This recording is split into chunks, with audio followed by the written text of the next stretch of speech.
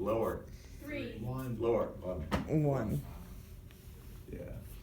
Benjamin Harris he left Britain because he was in trouble, you know. He went to the United States and started causing more trouble. And he published stuff in this news. I could call one of you guys will do it. Trust me, it's a good story.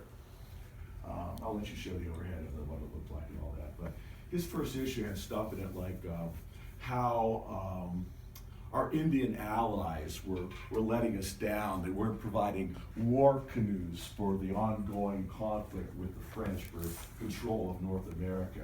That pissed off the Puritan fathers of the Massachusetts Bay Colony because they said, you know, you could undermine our alliance with the Indians, whom we need badly to prosecute this war with the French. Well, that might have been bad, but to make things worse, Harris would ran news from Europe, like how the French king's son was getting it on with the French king's wife. Yeah, well, yeah.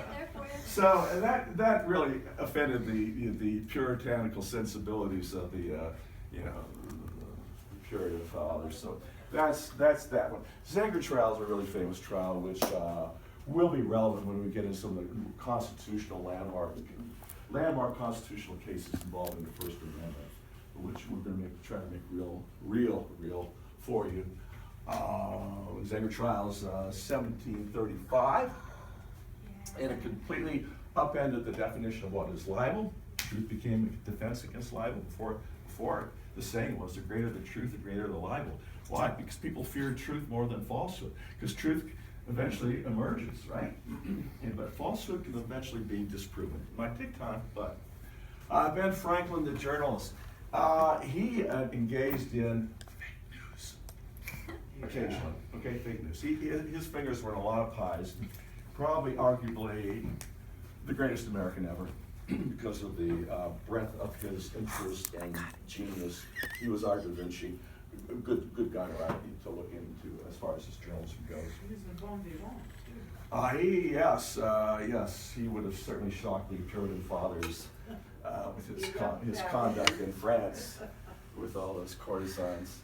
The partisan press, we're essentially looking at 1790. If you guys think that there's some nastiness in print these days, I'm not sure we hold a candle to the way it was around 1790. In that period, that whole period, people took sides.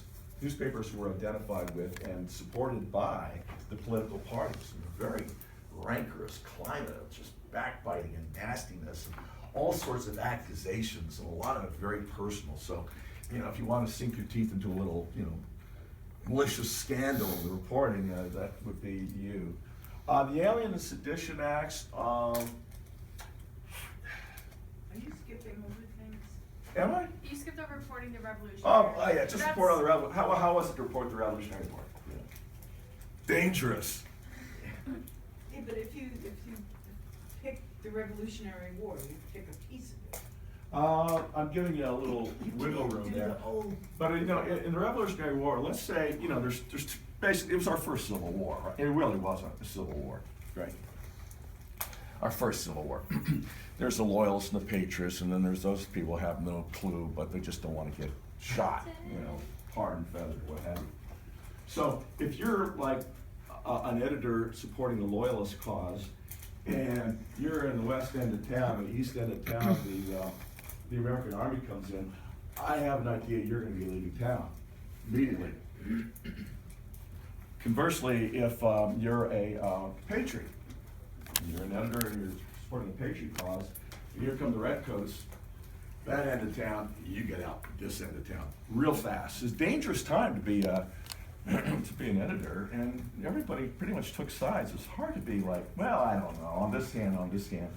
Yeah, an editor, you have to stake your, ground. Anyways, so, I'm sorry, and then partisan press. Alien and Sedition Acts, a mere 8 years after we passed what's the First Amendment, your government, surprise, decided that they were just kidding. Free expression is not really going to be free, and it could be dangerous, and we could throw you behind bars for practicing it. And Merry Christmas, everybody. It was actually